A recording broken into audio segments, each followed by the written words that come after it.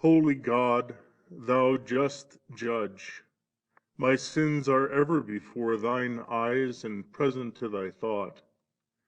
Every hour do I think of death, for every hour death threatens me. Every day do I think of the judgment, because for every day I must give an account at the day of judgment. I examine my life, and lo, it is altogether vain and wicked. Vain and unprofitable are many of my actions. Vainer still are very many of my words, whilst full of vanity are the most of my thoughts. Nor is my life only vanity, it is also unholy and wicked. Nothing good do I find in it. Even if I should find in it anything apparently good, yet it is not really good and perfect, because tainted with original sin and a corrupt nature. The godly Job said, I am afraid of all my works. And if so pious a saint thus complains, what must I, a miserable sinner, say of myself? All our righteousnesses are as filthy rags. If such be our righteousness, what then shall be our unrighteousness? When ye shall have done, said the Saviour, all those things which are commanded you, say, we are unprofitable servants. If we are unprofitable when we obey, surely we shall be abominable when we transgress His commandments. If I owe Thee, O holy God, myself and all I can do, when I commit no sin, what can I possibly render Thee when I sin? Our righteousness, however excellent it seems to us, compared with Thine, is naught but unrighteousness. A lamp that gleams in the darkness is obscured in the light of the sun. Often a stick is supposed to be straight until, compared with a rule, its crookedness appears. Frequently, the impression of a seal appears perfect to the ordinary beholder, whilst the eyes of the artificer will discover many defects. And thus often a deed that glows in the opinion of the doer appears mean in the thought of the judge. For the judgments of men are one thing, the judgments of God another. The remembrance of my many sins terrifies me, but oh, how many more escape my memory! Who can understand his errors? Cleanse Thou me from secret faults, O Lord. To heaven I dare not lift up my eyes, because I have offended Him who dwelleth in the heavens. Nor can I find any refuge upon earth. For how dare I hope for any favour from the creature, since I have offended the Lord of all creatures? My adversary the devil accuses me.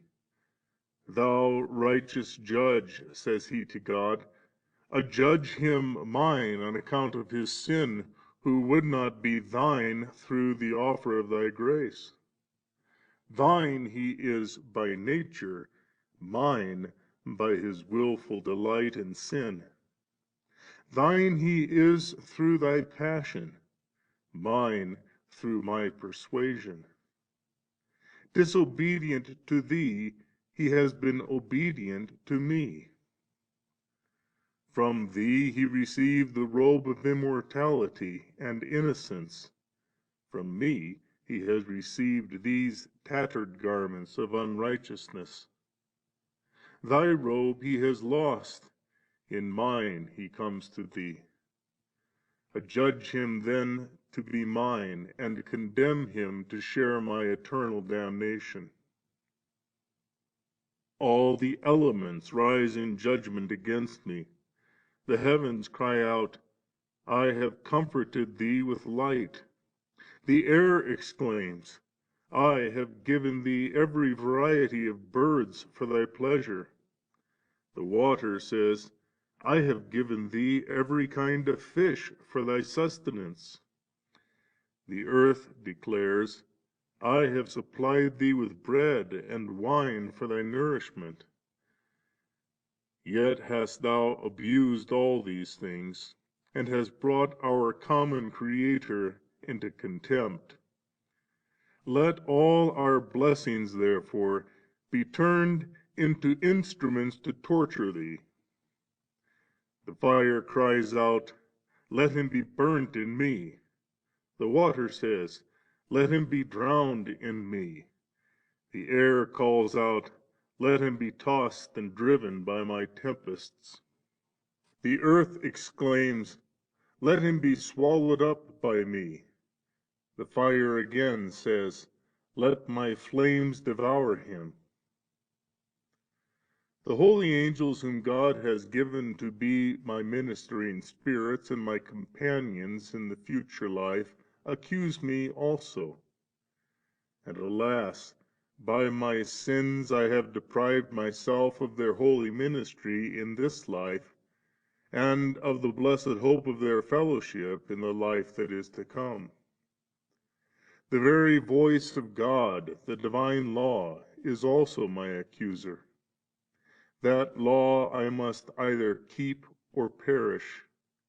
But for me to fulfill that law is plainly impossible, and the thought of perishing is absolutely intolerable.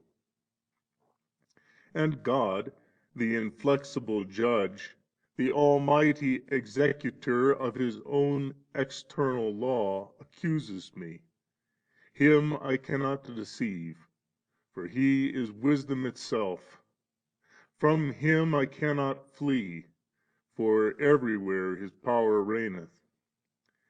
Whither then shall I flee?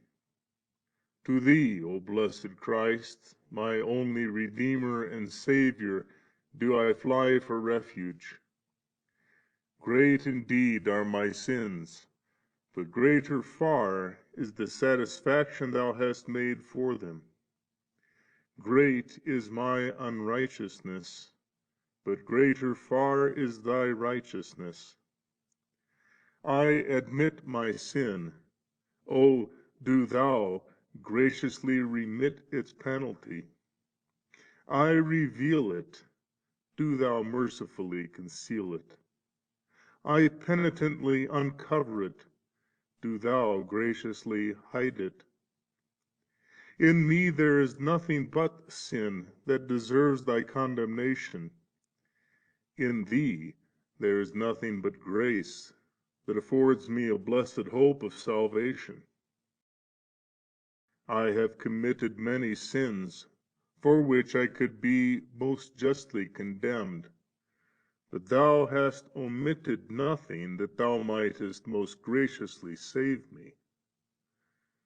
I hear a voice in canticles, which bids me, Hide in the clefts of the rock. Thou art the immovable rock, and Thy wounds its clefts. In them I will hide me against the accusations of the whole world. My sins cry aloud to heaven for vengeance, but still more strongly cries out Thy blood shed for my sins. My sins mightily accuse me before God, but Thy passion is mightier for my defense. My dreadfully wicked life clamors for my condemnation, but Thy holy and righteous life pleads more powerfully still for my salvation. I appeal from the throne of Thy justice to the throne of Thy mercy, nor do I desire to come before Thy judgment bar, unless Thy most holy merit interpose between me and Thy judgment.